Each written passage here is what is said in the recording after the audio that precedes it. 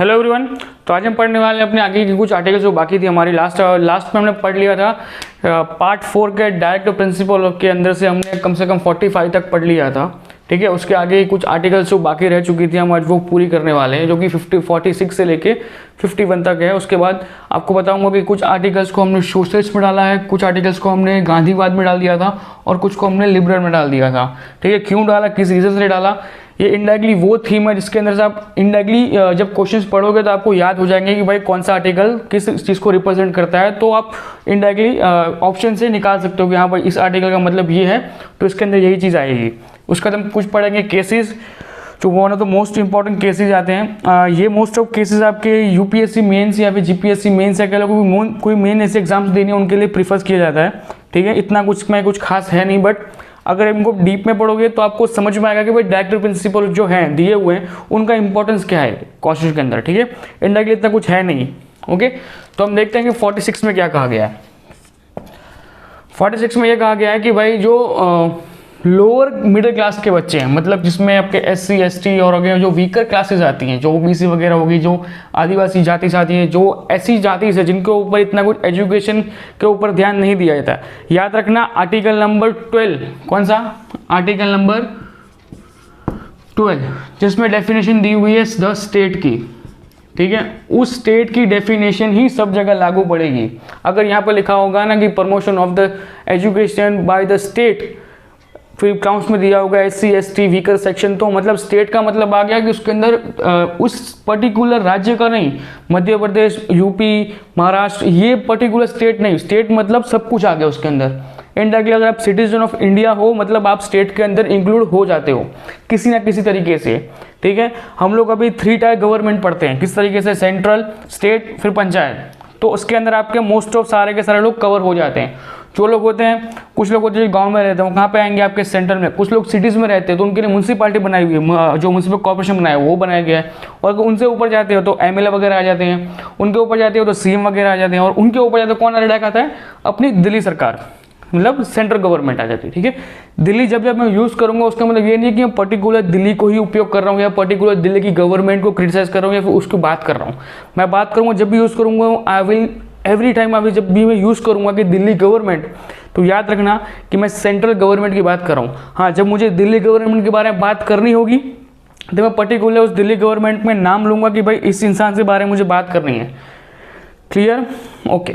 तो जब यहाँ पे एक आ गया कि भाई जब स्टेट्स के लिए हर वो इंसान जो एससी है, एसटी है, जो वीकर बैकग्राउंड से आता है, उसके लिए आपको एजुकेशन में उसको छूट छाट देनी होगी, जो कि हमने आर्टिकल नंबर 21A के अंतर्गत पढ़ लिया था। और अभी लास्ट आर्टिकल में पढ़ा था कि जो आर्टिकल नंबर 45 में दिया हुआ था कि किसी भी तरीके से उनको प्रमोट किया जाए, तो उसका सेक्शन यहाँ पे अलग से बना के दे दिया।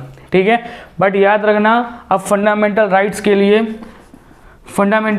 लिए आप सुप्रीम कोर्ट में जा सकते हो, बट डीपीएसपी के लिए, डीपीएसपी मतलब direct principle of state policies, इसके लिए आप सुप्रीम कोर्ट या हाई कोर्ट में नहीं जा सकते हो। ठीक है, मतलब अगर इस पर्टिकुलर स्टेट को देना चाहिए, अगर वो स्टेट मानता है तो हम देना चाहते हैं तो देते हैं। बाकी देखो पूरे इंडिया को पता है कि वोटिंग पावर लेने के लिए, किसी भी हद तक जाने के लिए कोई भी इंसान रेडी होता है। ठीक है, और इसी के अंतर्गत अभी आपने देखा होगा कि 2020 के अंदर रिजर्वेशन को एक्सटेंड कर दिया गया, कब तक, 2030 तक एक्सटेंड कर दिया गया, मतलब 10 साल और रिजर्वेशन रहेगा। ठीक है, क्योंकि बहुत बड़ा वोटिंग पावर वहाँ पे आता है, बहुत बड़ा वोटिंग पावर है, तो कहीं ना कहीं उसको एक्सटेंड करने के लिए, उनको प्रोत्साहन देने के लिए, उनको आगे बढ़ाने के लिए वो चीज़ मतलब करी जाती है। ठीक है, बट उसके अंदर एक और चीज़ आती है, क्या चीज़ आती है कि बहुत बार ऐसा होता है कि कोई इंसान अपने उस स्तर से आगे बढ़ चुका है, जैसे कि कोई इंसान इस कैटेगरी में है और वो जीपीएससी या यूपीएससी पास करके कलेक्टर आईपीएस या यूपीएससी पास करके वो बहुत बड़ा आईएएस ऑफिसर बन चुका है, तो उस टाइम पे उसको इस कैटेगरी का फ़ायदा नहीं मिलना चाहिए, आई थिंक सो। ठीक है, आप क्या सोचते हो, आप वो आप कमेंट बॉक्स में बता सकते हो, बट मैं ये मानता हूँ कि उस टाइम पे इनको वो चीज़ नहीं मिलनी चाहिए, क्योंकि आप उस तरह से निकल के उस सेक्शन तक पहुँच चुके हो। राइट, तो ऐसा कुछ गवर्नमेंट को करना चाहिए कि भाई जब तक आपको पास गवर्नमेंट जॉब ना हो या पब्लिक सेक्टर में उस पावदान तक ना पहुंच चुके हो, या फिर आपकी मंथली या फिर सालाना इनकम उतनी ना हो जाए, तब तक आप उसको रिजर्वेशन को यूज़ करो। उसके बाद उस चीज़ से निकल के आप आगे बढ़ो, क्योंकि ऐसा बहुत होता है कि भाई आप उस जगह पहुंचने के बाद भी आपको उस चीज़ का फ़ायदा मिलता है बहुत बार। ठीक है, तो ये एक चीज़ कही गई कि प्रमोशन ऑफ द एजुकेशनल, मतलब एजुकेशन के लिए आप एसटी एससी वीकर क्लासेस को आप प्रमोट कीजिए आगे। ठीक है, अब आते हैं अपना आर्टिकल नंबर 47 पे, जिसमें क्या कहा गया कि जो स्टेट की ड्यूटी होगी वो चीज़ उन लोगों को 2-3 चीज़ें प्रावधान मतलब देने ही कंपलसरी पड़ेगी। किस तरीके से, याद रखना यहाँ पे कंपलसरी वर्ड का मैंने यूज़ किया है, बट यहाँ फिर से वही बात आ जाती है कि स्टेट देना चाहे तो दे सकती है, अदरवाइज नहीं देगी। पहली चीज़ क्या कही गई कि न्यूट्रिशन, इसके अंदर आपके मिड डे मील्स आ गए, मिलता है ना बहुत जगह, बहुत ज़्यादा ये जो स्कूल वगैरह होती है जहाँ पे ये माध्यमिक शाला वगैरह होती है वहाँ के अंदर आपको मिड डे मील मिलता है, या बच्चों को, या फिर वो राशन कार्ड का कुछ उपलब्ध किया जाता है कि 2 रुपये किलो गेहूँ दे दिया आपको, चावल दे दिए, तो वो सब किसके अंदर आके आता है, न्यूट्रिशन के अंदर आ गया। कौन सी आर्टिकल के अंतर्गत, आर्टिकल नंबर 47 के अंतर्गत आपको छूट छाट मिलती है। क्लियर। फिर आता है कि स्टैंडर्ड लाइफ देना। अब देखो हमने लास्ट लेक्चर में बात की थी कि वेलफेयर की, कि भाई लिविंग वेजेस देना पड़ेगा आपको। एक साधारण इंसान भी चाहे कितना भी काम कर रहा है उसको उसकी क्षमता तक का वो जो काम कर रहा है आपको उसको उतना काम, तो उसके लिए उसको आपको उतना वेतन देना पड़ेगा। या फिर से वो डाल दिया यहाँ पे क्या कि जो भी स्टेट होगी वो स्टेट चाहेगी उस इंसान को उतना वेतन देना तो उसको एक स्टैंडर्ड लाइफ ही दे सकती है। हमने देखा इसके अंदर आपकी बहुत सारी है ना वो होती हैं जो चल रही होती है ना योजना हो, वो आप इसके अंदर देख सकते हो। जैसे कि बहुत पहले आया था कि भाई इंदिरा गांधी सबको मकान बना के दे रही थी, गरीब विकास कल्याण योजना, मतलब डिफरेंट टाइप की जितनी भी कल्याण योजनाएं आती हैं स्टैंडर्ड लाइफ को लिविंग में बनाने के लिए, वो सारी की सारी किसके अंदर आती है, आपके आर्टिकल नंबर 47 के अंतर्गत दी जाती है। दूसरी चीज़ कि पब्लिक हेल्थ का ध्यान रखा जाएगा, ठीक है। और पब्लिक हेल्थ के अंदर भी काउंट्स में 2 चीज़ दी गई है, क्या कि जो अनलीगल चीज़ें हैं, जो हेल्थ से रिलेटेड अनलीगल है, जैसे कि ड्रग्स दे दिया, स्टेरॉइड हो गया, जो कुछ भी अनलीगल ही है, जो लीगल तरीके से आप उनको सप्लाई नहीं कर सकते हो, उनको भी यहाँ पे रोका जाएगा और उनको भी दिया नहीं जाएगा, ठीक है। आपने देखा होगा तो उसके अंदर आपको 2-3 चीज़ दी जाएगी। जैसे कि अपने यहाँ पे चलता है एक अपने मोदी साहब का कुछ चलता है ना, वो जहाँ पे आप जाओगे आधार कार्ड दिखाते हो तो आपको, और आधार कार्ड दिखाते हो एक कुछ आता है महामृत्युंजय कुछ कार्ड करके कुछ कार्ड आता है, उन कार्ड को दिखाने के बाद भी आप वो पूरा टॉपिक जो आपका आएगा ना जो योजनाओं पढ़ने का, तो एक अलग से लेक्चर लूँगा, जो लेक्चर बहुत बड़ा होगा, 1-2 घंटे का लेक्चर होगा, पर वो बहुत लंबा लेक्चर होगा। आप उसमें लगभग मैं सारी की सारी योजना को कवर कर लूँगा, ठीक है। ये सारी वो योजना बता रहा हूँ आपको, एक एग्जाम्पल के रूप में दिखा रहा हूँ कि ऐसी योजनाओं को हम इसमें इंक्लूड करते हैं, ठीक है। तो जो मोदी साहब का इंक्लूड होता है कि आप वहाँ जाओ आपको दवाएँ सस्ते मिलती है, ठीक है, वो सब कुछ होता है, तो आप इस हेल्थ सेक्टर के अंतर्गत आपको दिया जाता है, ठीक है। ये हो गया आपका पब्लिक हेल्थ का हो गया। तो आर्टिकल नंबर 47 क्या कहता है कि न्यूट्रिशन देना है, एक स्टैंडर्ड लाइफ लिविंग को देना है, और वो देने के बाद आपको क्या करना है, एक पर्टिकुलर इंसान की सेहत का भी आपको ध्यान रखना है। किसको, सरकार को। भाई सरकार रखना चाहे तो रख सकती है वरना नहीं, ओके। अब आ जाओ अपने अगले आर्टिकल के ऊपर, आर्टिकल नंबर 48। उसमें क्या कहा गया, organization of the culture sorry agriculture और एनिमल्स, ठीक है। अब यहीं पे आपका आता है गौ हत्या वाला मुद्दा, ठीक है। ये one of the hot topic पूरे इंडिया में, जब तक गौ हत्या हो रही है तब तक वो हर चीज़ इसके अंदर आपको लीगली पढ़ने में आएगी, ठीक है। किस तरीके से, एनिमल्स के प्रावधान में ये दिया हुआ था कि आप जिन्हें पालते हो पेट, या आप ऐसे किसी पेट को या फिर ऐसे किसी जानवर को पालते हो जो दुधारू हुआ है, दुधारू इन द सेंस कि जो दूध दे सकता है, ठीक है, मिल्क दे सकता है, ठीक है। आप उन्हें नहीं मार सकते हो, आपको उनको रक्षण करना होगा, आपको उनको बचाना होगा। ये आपका किसमें दिया गया है, आर्टिकल नंबर 48 में दिया हुआ है। क्लियर।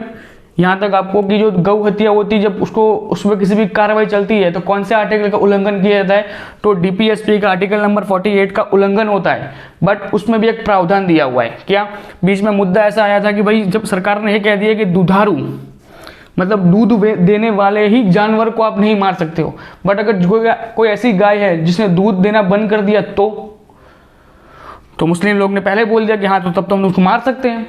बट उसके खिलाफ भी एक केस हुआ, उस केस में यह कहा गया कि भाई गौ हत्या पे प्रतिबंध लगना चाहिए। क्यों, क्योंकि गाय जब दुधारू नहीं देती है तो उसके जो गौमूत्र होता है उसमें उतना पोटेशियम होता है, उतना कुछ मतलब प्रोटीन वगैरह होते हैं, तो उससे हम बच सकते हैं, यह कर सकते हैं। ये भी लीगल प्रूफ हुआ, ठीक है। तो उन लोगों ने भी कहा कि हाँ भाई ऐसा तो हो जाता नहीं है, एनिमल कौन से एनिमल को मारना नहीं है, फिर तो कोई बचता ही नहीं है आपको, फिर आपको गौ हत्या करनी नहीं है। क्यों, क्योंकि वो दूध देने के बावजूद भी किसी चीज़ के लिए, सामाजिक काम के लिए उपयोग में आ रही है ना, तो आप उनको नहीं मार सकते उस चीज़ को लेके, राइट।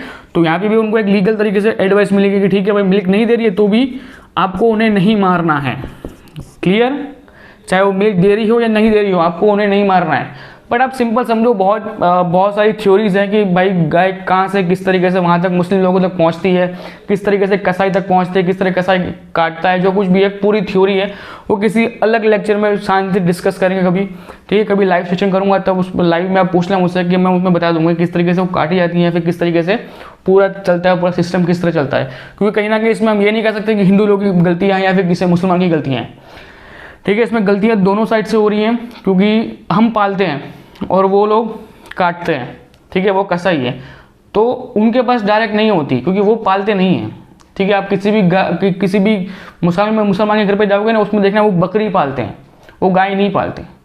गाय कौन पालते हैं? हम हिंदू पालते हैं। तो हमसे वहाँ तक पहुँचे किस तरीके से, मुद्दा वहाँ पे आता है कि हमसे वहाँ पे कैसे पहुँची, राइट।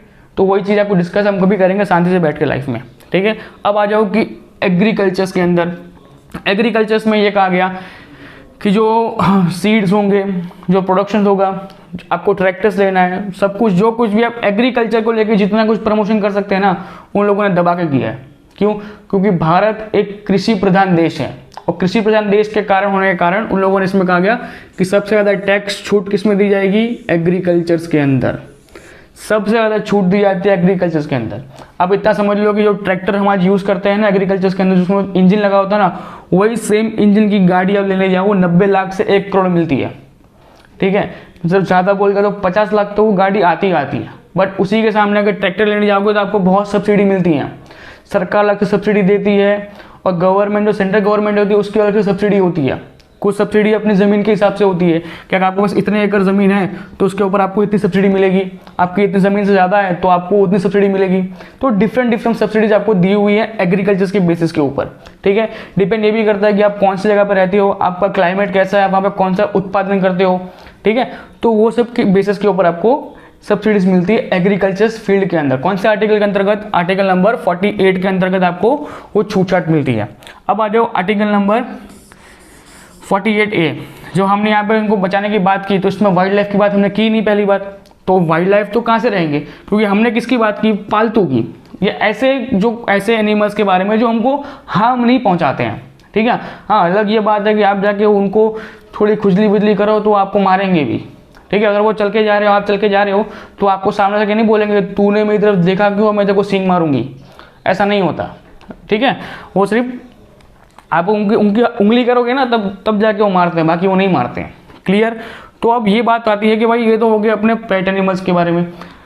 अब उनके बारे में क्या बात करें? जो वाइल्ड एनिमल्स है उनको क्या करेंगे? तो उनको रखा गया आर्टिकल नंबर 48A के अंदर। क्या रखा गया कि प्रोटेक्शन एंड द इम्प्रूवमेंट। क्या कहा गया कि उनको प्रोटेक्शन भी करनी है और उनकी जो ज़िंदगी है या जो उनका एरिया होगा उनको इम्प्रूव भी करना है। कौन किस जगह पे? आपको इन्वायरमेंट को इम्प्रूव करना है, ठीक है। आपको जो उनके फॉरेस्ट वगैरह हैं आप उनको डेवलपिंग कीजिए, ठीक है। एक और चीज़ आई क्योंकि वाइल्ड लाइफ जो मेरा मेन पॉइंट का यहाँ पे, ये आपको मेन पॉइंट आपको यहाँ से रखना है क्योंकि मोस्ट ऑफ एग्जाम्स आपके यहाँ पूछे जाते हैं। इन्वायरमेंट वगैरह ठीक ठाक है क्योंकि इन्वायरमेंट से रिलेटेड आपके एग्जाम्स हमेशा फॉरेस्ट वगैरह में आते हैं। बाकी जो नॉर्मल एग्जाम्स होते हैं उसके अंदर आपको ये पूछा जाता है कि फॉरेस्ट प्रोटेक्शन और वाइल्ड लाइफ प्रोटेक्शन एक्ट कौन से एक्ट में दिया हुआ है? तो आर्टिकल नंबर 48A के अंतर्गत उनको प्रोटेक्शन मिला हुआ है, ठीक है। आप इसी के अंदर से आपका हर वो चीज़ बनती है। आपको जो कोई भी नेशनल पार्क गिन लो या कोई भी स्टेट पार्क गिन लो, कुछ भी गिन लो, ठीक है, जहाँ पे आपका वाइल्ड लाइफ रिजर्व होगा, जो कुछ भी होगा वो सब किसका आर्टिकल के अंतर्गत आएगा? आर्टिकल नंबर 48A के अंतर्गत उस चीज़ को रखा गया है, ठीक है। अगर उसका कोई शासन नहीं करता है या फिर उसको कोई प्रोटेक्शन नहीं करता है तो उसके लिए कोई भी सरकार जवाबदारी या फिर उसकी किसी भी सरकार की जवाबदारी होगी नहीं। क्यों? क्योंकि हमने इसको DPSP में रखा हुआ है जिसके ऊपर सुप्रीम कोर्ट या हाई कोर्ट के ऊपर हम पिटीशन दाखिल नहीं कर सकते हो। अगर इसी चीज़ को फंडामेंटल राइट में रखा होता ना तो हर स्टेट का कानूनी नहीं, एक हर स्टेट का मूलभूत अधिकार बनता, एक फंडामेंटल राइट बन जाता कि भाई उसको प्रोटेक्शन करना ही पड़ेगा। और मैं तो ये बोलता हूँ कि सरकार को 48A को फंडामेंटल राइट्स के अंदर ऐड करना चाहिए, जिससे कि जो प्रोडक्शन हो रहा है, जो इन्वायरमेंट को नुकसान पहुँचा है ना, वो हर चीज़ हम इजीली इसको इम्प्रूव कर सकते हैं। क्योंकि जब तक ये इसके अंदर है तब तक कोई स्टेट्स को ध्यान देगा नहीं, ठीक है। आज अगर देश की बात करते हैं तो ग्लोबल वार्मिंग बात होगी, वो बात होगी, तो आप एक बार जज करके देखो कि हमने बात करते कि एनवायरनमेंट बचा लो, हम ये बचा लो, पर किसी ने डीप में जाके बातचीत नहीं की है। अगर आप डीप में बात करो तो इन्वायरमेंट को है ना हमेशा हम अगर फंडामेंटल राइट्स के अंदर इंक्लूड कर देते हैं ना, हाँ फंडामेंटल राइट्स के अंदर एक जगह पे दिया हुआ है, कौन सी आर्टिकल में दिया हुआ आप मुझे बताना, ठीक है, कमेंट बॉक्स में मुझे बताओ कौन सी आर्टिकल में दिया हुआ है कि इन्वायरमेंट की राइट टू इन्वायरमेंट जो हमने आर्टिकल दिया हुआ है वो कौन सी आर्टिकल में दिया हुआ है, या फिर उससे रिलेटेड आर्टिकल कौन सा है, ठीक है, जो आपका फंडामेंटल राइट्स में दिया हुआ है। बट फंडामेंटल राइट्स के अंदर कहीं पे भी वाइल्ड लाइफ के बारे में या फिर वाइल्ड लाइफ सेंचुरीज के बारे में या फिर फॉरेस्ट प्रोटेक्शन के बारे में कहीं बातचीत नहीं की हुई है, राइट। तो उन्हें भी कहीं ना कहीं इनको उठा के फंडामेंटल राइट्स में इंक्लूड करना चाहिए, जिससे कि ये ऐसा अधिकार बन जाए जो हर इंसान को करना ही पड़ेगा। अभी क्या हो रहा है पता है, कोई स्टेट चाहे तो करता है, कोई स्टेट नहीं चाहे तो नहीं करता है, ठीक है। हर स्टेट की अपनी खुद की जवाबदारी आ जाती है। अगर उनको लगता है कि उनको पर्याप्त फंड है तो प्रोटेक्शन के मामले में वो चीज़ करते हैं, बाकी नहीं करते हैं, ठीक है। अगर इससे पता है दो चीज़ होंगी, क्या चीज़ होंगी पता है, कि अगर इनको लीगल किया जाएगा ना, इनको अगर उस फंडामेंटल राइट्स के अंदर डाल दिया जाएगा तो दो चीज़ें होंगी कि फॉरेस्ट की जो भर्तियां हैं ना वो डबल हो जाएंगी। क्यों? क्योंकि आप उनको लीगल में बना रहे हो तो आपको उतने ही यहाँ पर एम्प्लॉयज फिट करने पड़ेंगे जो रियल तरीके से उनको प्रोटेक्शन दे पाए, ठीक है। ये चीज़ आ जाती है, तो उसको दो तीन रिलेट करो तो आपको समझ में आ जाएगा किस तरीके से की जाती है। तो ये हो गया आपका आर्टिकल नंबर 48A। अब आ जाओ आपका आर्टिकल नंबर 49, जो क्या कहता है कि प्रोटेक्शन ऑफ द मॉन्यूमेंट्स, मतलब जो इमारत वगैरह होगी, किसी का पुतला हो गया, किसी का ऐसी कोई चीज़ होगी जिसको मॉन्यूमेंट में रखा जा सकता है, उनको सेफली उनको बचा के रखा जाए, ठीक है। वो काम कौन करेगा? तो दो संस्था है अपनी। देखो ये चीज़ तो होगी फॉरेन वाली, यूनेस्को वाली जो बाहर की है।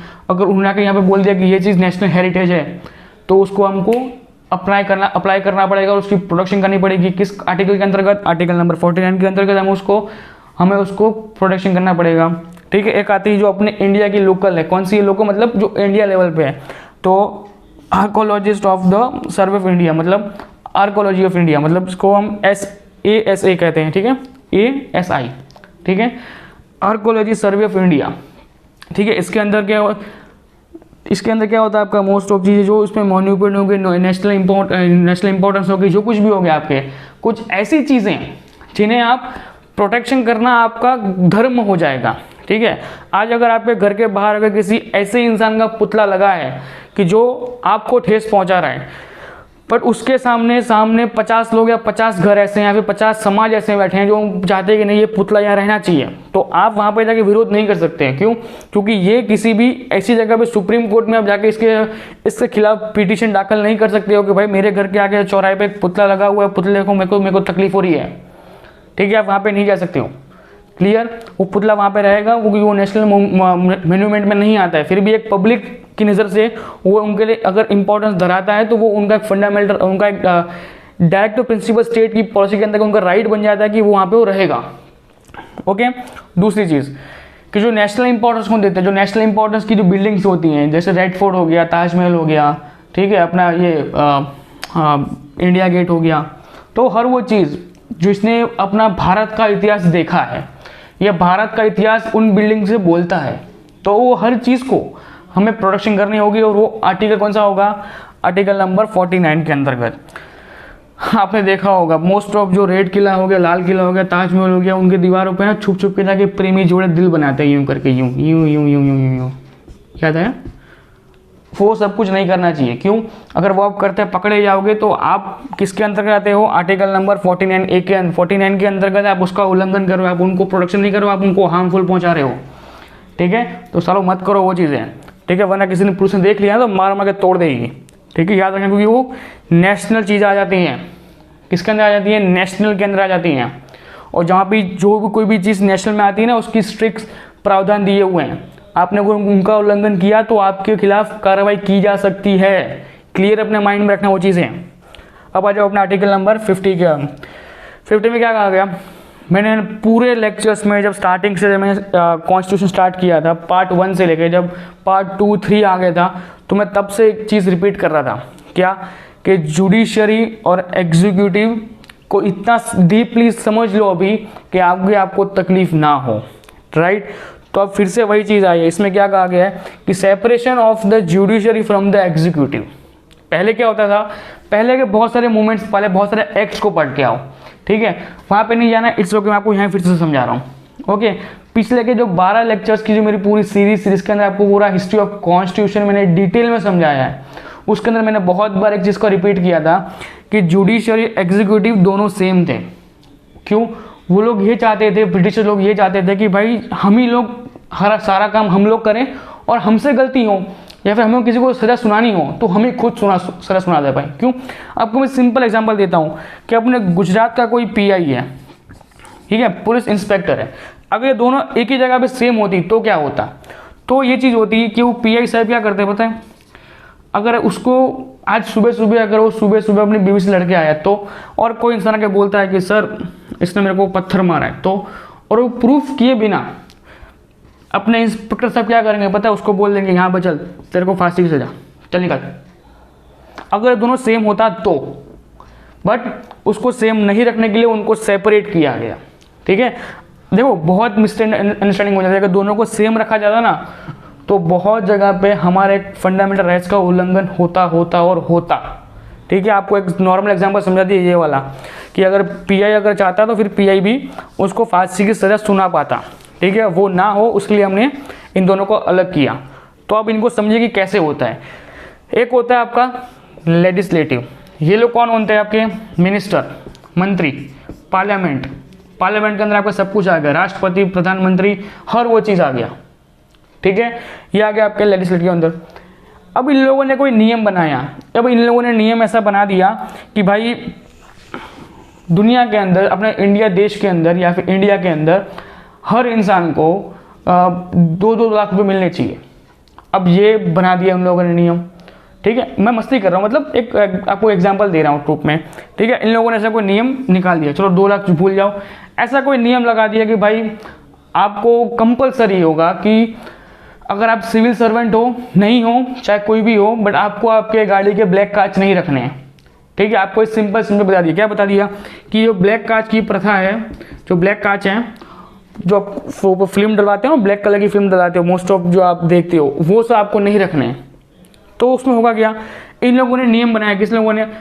पार्लियामेंट ऑफ इंडिया ने नियम बना दिया, मिनिस्टर ने उसको अलाउड कर दिया, लोकसभा राज्यसभा से वो पूरा पारित हो गया, राष्ट्रपति ने उस पर साइन कर दिया, मतलब वो लीगल तरीके से कानून बन गया। अब उस कानून को इम्प्लीमेंट कौन करवाएगा? तो एग्जीक्यूटिव बॉडीज जो उनके नीचे काम करेंगी, जो उस कानून को पालन करवाएंगी। ठीक है, याद रखना, जुडिशरी के हिसाब से और कॉन्स्टिट्यूशन के हिसाब से जुडिशरी टॉप लेवल पे बैठती है। जुडिशरी के ऊपर कोई चीज़ नहीं है। पार्लियामेंट कोई नहीं है, सबसे ऊपर जुडिशरी का, सुप्रीम कोर्ट का एक सबसे बड़ा वकील सबसे ऊपर रहता है। ठीक है, बट यहाँ पे क्या हो रहा है कि इन लोगों ने लॉ बनाया, उनके बाद वो लोग चेक करने जाएंगे नहीं ना कि भाई कौन सी कार के अंदर ब्लैक कांच है, कौन सी कार के अंदर ब्लैक कांच नहीं है। तो वो काम किसका होगा? एग्जीक्यूटिव का होगा। एग्जीक्यूटिव के अंदर आपके सारे डिपार्टमेंट आ जाएंगे, सारे के सारे डिपार्टमेंट, जो गवर्नमेंट के सारे जितने डिपार्टमेंट में ना, इनकम टैक्स डिपार्टमेंट गिन लो, पुलिस डिपार्टमेंट गिन लो, एडमिनिस्ट्रेशन डिपार्टमेंट गिन लो, रेवेन्यू डिपार्टमेंट गिन लो, हर वो डिपार्टमेंट, सारे के सारे डिपार्टमेंट किसमें आएंगे? आपके एग्जीक्यूटिव के अंदर आ जाएंगे। इनका काम क्या होगा? चेक करना। अब देखो इसके अंदर भी डिपार्टमेंट डिफरेंट आ गया। मैंने आपको ब्लैक कांच का कहा गया, तो ब्लैक कांच का पावर किसके पास होगी चेक करने की? तो पुलिस डिपार्टमेंट के पास होगी। तो डिपार्टमेंट ऑफ पुलिस के पास पावर क्या होगी कि वो चेक कर पाए कि भाई किसके कांच ब्लैक है, किसके कांच ब्लैक नहीं है, उनको रोक के उनको चेकिंग वगैरह करो। ठीक है, किस रीज़न से ब्लैक कांच है, निकालने जा रहे हो, निकलवा के आ रहे हो, लगा रहे हो, क्या कर रहे हो, क्यों कर रहे हो भाई, कहाँ से कांच आपके ब्लैक कांच हो रहे हैं, कौन सी फ्रेम, कौन सी कंपनी फ्रेम बनवा रही है, डिफरेंट चीज़ें। राइट, तो वो चीज़ किसको दी गई होगी? डिपार्टमेंट ऑफ पुलिस को दी जाएगी। अब ठीक है, अब किसी इंसान ने अगर ब्लैक कांच रखे हैं तो उसको सजा कौन देगा? ठीक है, तो सजा उसको कौन देगा? जज देगा। जुडिशरी होगी, जो उस टाइम की डिस्ट्रिक्ट कोर्ट, हाई कोर्ट या सुप्रीम कोर्ट, वो जिस भी दायरे के अंदर आता होगा उस टाइम पे उसके अंतर्गत उसको सजा दी जाएगी। कौन देगा? जुडिशरी। क्लियर आपको यहाँ पे कि separation of the judiciary from the executive, ये आपको डिटेल में समझा दिया कि भाई दोनों को अलग करने का प्रावधान कहाँ पे है। और यहाँ पे प्रावधान दिया हुआ कौन से आर्टिकल नंबर 50, मतलब 50-50 कर दिया, यूं कटक, यहाँ जुडिशरी या एग्जीक्यूटिव, दोनों की पावर्स को डिफरेंट किया गया, दोनों का काम अलग अलग। एक होगा कौन? जो नियम को इम्प्लीमेंट करवाएगा, कानून को शांति से चलवाएगा। एक कौन होगा? उसको सजा सुनाएगा। क्लियर, ये आगे होगा आपका 50। अब आ जाओ आपका लास्ट आर्टिकल जो आता है आपका 51। क्या कहा है कि promotion for the international peace and security. क्या है?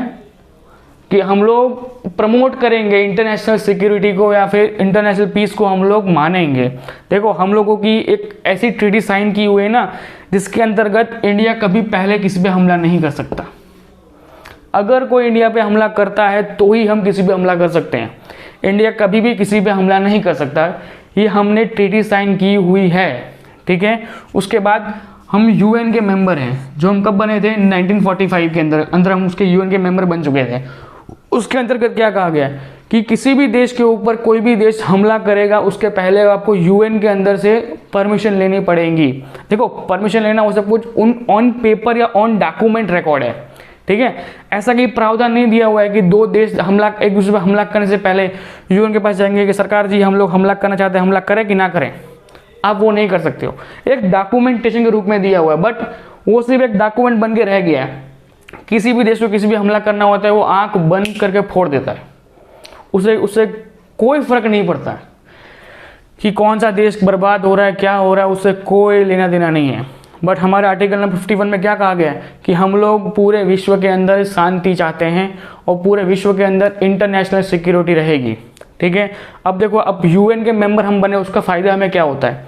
अगर कोई इंसान फॉरेन से आ रहा है, ठीक है, ये एफ नाम का फॉरेन का इंसान है और ये इंडियन कोई इंसान है, ठीक है, ये इंडियन, ये फॉरेन है, और ये फॉरेन का इंसान आके इंडिया वाले को का मर्डर कर देता है, तो अब सुप्रीम कोर्ट का दायरा है वो क्या कहता है कि उसकी पावर कब तक रहेगी। सुप्रीम कोर्ट की पावर कहाँ तक है, इंडियन टेरिटरी तक।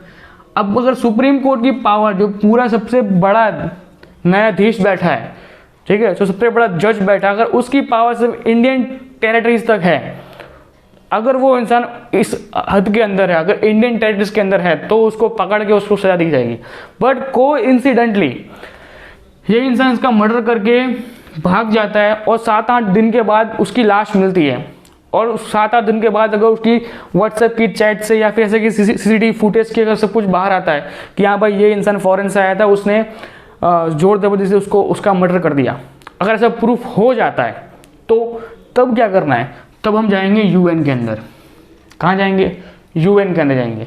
तब लेके जाएंगे कि भाई ये इंसान रहा, इसका ये सीसीटीवी फुटेज है, इसके अंतर्गत इस इंसान ने इसका मर्डर किया था और हमारे पास सीसीटीवी पूरा फुटेज है, हम उस इंसान को पकड़ना चाहते हैं। तो यूएन हमको परमिशन देगा, सामने वाले देश को बुलाएगा, उसको बोलेगा कि भाई तुम उस इंसान को लेके आओ, वो इंसान को ढूंढने की सर्चिंग पावर देगा। उसके बाद उस देश के अंदर जाने के लिए हमारी जो इंडियन पुलिस होगी, जो इंडियन पुलिस है, उसको परमिशन दी जाएगी कि आप भी जा सकते हो, आप फॉरेन में जाके आप उस इंसान को उस जगह से ढूंढ के लेके आओ, ठीक है।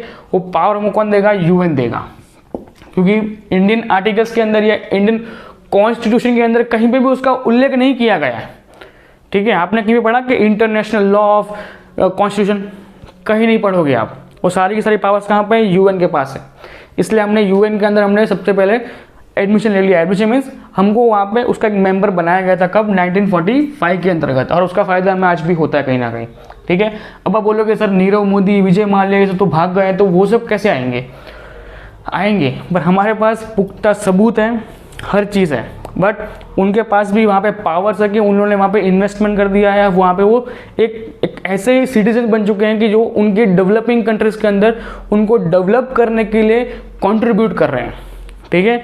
हमारी इंडियन पॉलिसीज़ के या फिर इंडियन पूरा बंधारण पढ़ोगे ना, तो इसके अंदर कहीं पे भी ऐसा उल्लेख नहीं किया हुआ है कि अगर आप दूसरे देश के अगर इंसान यहाँ पे आके इस देश को डेवलप करने के लिए यहाँ पे कंट्रीब्यूट करते हो तो हम आपको यहाँ की सिटीजनशिप देने का प्रावधान रखेंगे, ऐसा कहीं पे दिया हुआ नहीं है। क्योंकि हमने आर्टिकल नंबर पार्ट 2 के अंदर सिटीजनशिप के अंदर हम आपको पूरा डिटेल में समझाया था कि हम वो सब नहीं कर सकते हैं।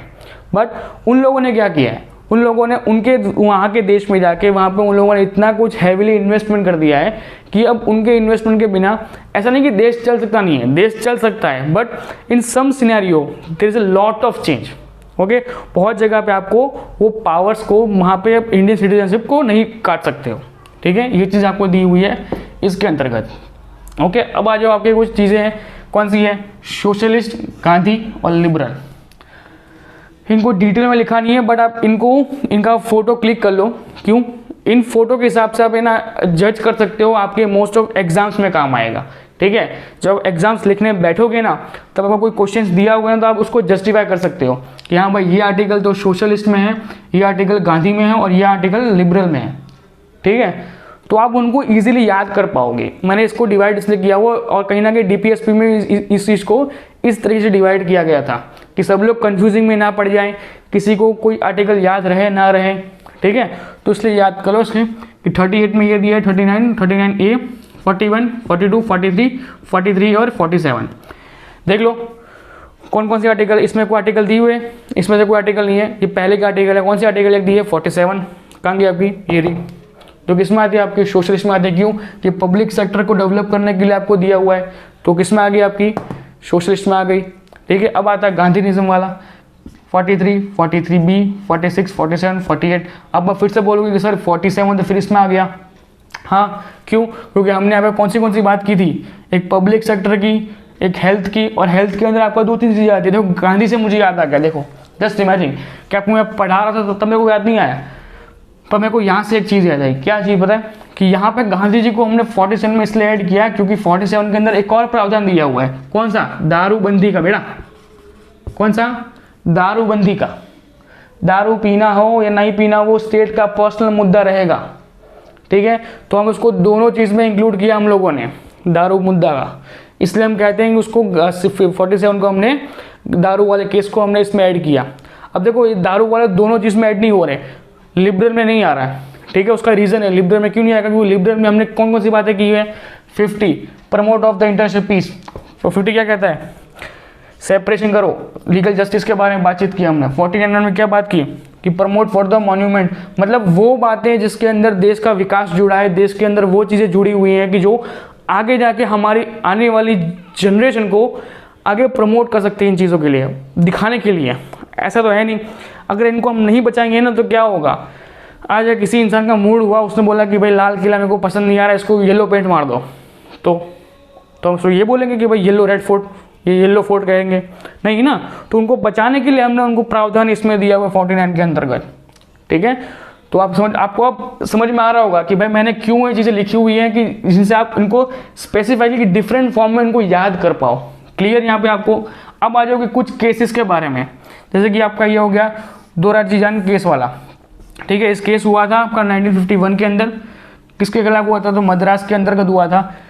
इसमें क्या कहा गया, इसमें यह कहा गया था कि भाई जो ये दोराबजी साहब थे, इन्होंने क्या कहा था कि भाई जो फंडामेंटल राइट्स हैं वो मोर पावरफुल है, किससे, डीपीएसपी से वो मोर पावरफुल है। ठीक है, केस किया गया, केस में उनको ये हुआ कि भाई क्योंकि बहुत सारी जगह पे ऐसा हो रहा था कि भाई ओवर राइट्स हो रही थी। ठीक है, डीपीएसपी में क्या है कि स्टेट के पास खुद की एक पॉलिसी है। क्यों, क्योंकि आप इनको लेके सुप्रीम कोर्ट में नहीं जा सकते और इनको लेके आप सुप्रीम कोर्ट में जा सकते हो, तो एक पावर थी उनको, और वहाँ पे उन लोगों ने प्रूफ की। जो हम पढ़ रहे हैं ना वो कहीं ना कहीं इन केस से रिलेटेड चीज़ें ही पढ़ रहे हैं। इनको डिटेल में पढ़ने का रीज़न पता क्या है, अगर मैं आपको चाहूँ तो मैं बता सकता हूँ कि भाई 41 में दिया हुआ है, 42 में दिया है, 43 में दिया है, 44 में दिया है, 45 में दिया हुआ है, बट उन्हें डिटेल में एक्सप्लेन करना किस तरीके से करना है वो सब कुछ कहाँ प्रूफ हुए, तो इन केसेस के अंदर प्रूफ हुए। इन केसेस के अंदर इसके डिस्कशन किया गया कि हर आर्टिकल्स को स्पेसिफाइली मेंशन किया गया था कि किस तरीके से कौन सा केस कहाँ पे काम लगेगा, कहाँ पे आपको चेंजेस करने पड़ेंगे, कौन सी आर्टिकल्स किसको ओवरराइड कर रही है, कहाँ पे आपका फंडामेंटल राइट्स को विड्रॉ किया जा रहा है, कहाँ पे डायरेक्ट प्रिंसिपल स्ट्रॉन्ग्स हो रहे जा रहे हैं, राइट। तो वो आपका दोराबजी साहब ने कह दिया कि भाई फंडामेंटल राइट स्ट्रॉन्ग्स हैं और जो आपका डीपीएसपी है उसकी पावर स्लो है। ठीक है, अब आ जाओ आपका गोकुलनाथ वाला केस में। गोकुलनाथ केस में क्या हुआ है, 1967 में क्या कहा, किसके खिलाफ था, तो पंजाब के खिलाफ था। ठीक है, उसमें क्या कहा गया कि भाई पावरफुल है, इट्स ओके, बट कहीं ना कहीं फंडामेंटल राइट्स और डीपीएसपी वो एक दूसरे पे निर्भर है। हम ना कुछ चीज़ों को फंडामेंटल राइट्स के अंदर डाल सकते हैं और ना कुछ चीज़ों को फंडामेंटल राइट्स से, सॉरी एक फ़ोन आ गया था, इट्स ओके। अब देखते हैं क्या था, हाँ ये गोकुलनाथ केस के अंदर क्या किया गया, दोनों को एक सेम कक्ष में रखा गया कि भाई जो आपके फंडामेंटल राइट्स हैं और वो और जो डीपीएससी राइट्स हैं वो दोनों को इक्वल रखो। क्यों, क्योंकि हम लोग कुछ चीज़ों को इसमें इंक्लूड नहीं कर सकते और कुछ चीज़ों को इसमें इंक्लूड कर सकते हैं या नहीं भी कर सकते हैं। तो गोकुलनाथ केस के अंदर ये कहा गया कि भाई दोनों को सेम रखा जाएगा। एक केस में क्या कहा गया, याद रखना, इनको ऐसे करके याद रखो, मैंने लाइन में लिखे हुए जैसे आपको याद रहेगा किस तरीके से, कि दुराजी में क्या कहा गया कि फंडामेंटल राइट्स के पास ज़्यादा पावर्स रहेंगी। गोकुलनाथ में क्या कहा गया आपका कि भाई कहीं ना कहीं दोनों पावर्स को इक्वल रखा गया है, ठीक है।